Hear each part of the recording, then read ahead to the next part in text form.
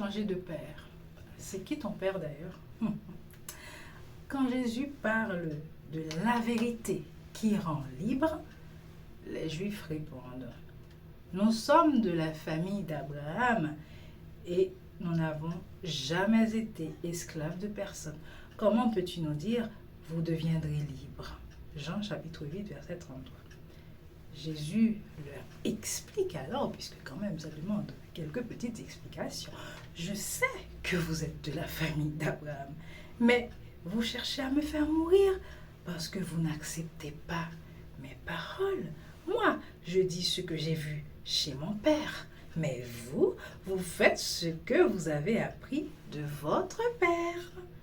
Ça, c'est les versets 37 et 38. Et comme les autres insistaient en disant « Notre père, c'est Abraham », Jésus leur répond « Si vous étiez les enfants d'Abraham, vous feriez comme Abraham. Moi, je vous ai dit la vérité que j'ai apprise de Dieu.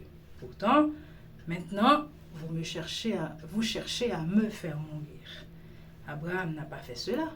Vous faites comme votre père. » Il lui répond, c'est vrai qu'ils comprennent rien là. Nous ne sommes pas des enfants illégitimes. Nous avons un seul père, c'est Dieu. Jésus leur dit alors, si Dieu était votre père, vous m'aimeriez. En effet, je suis venu de Dieu et je suis ici à cause de lui. Ce n'est pas moi qui ai décidé de venir, mais c'est Dieu qui m'a envoyé. Un autre extrait. Votre père, c'est l'esprit du mal. Et vous voulez faire ce que votre père désire. Lui, c'est un assassin depuis le début. Est-ce que vous avez une idée de qui c'est? Il n'est jamais resté dans la vérité parce qu'il n'y a pas de vérité en lui.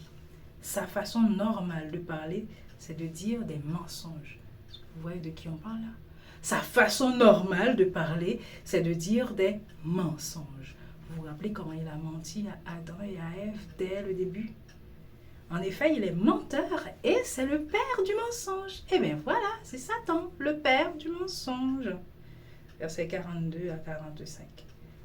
Vivre dans la grâce de Jésus, c'est accepter pleinement que Jésus nous introduise vers le Père, le seul. Et c'est aussi accepter de passer par lui parce que nul ne va vers le Père qu'en passant par Jésus. Que Jésus nous introduise vers le Père, vers son Père. C'est donc accepter pleinement le statut d'enfant de Dieu. Alléluia, je suis enfant de Dieu. Et vous?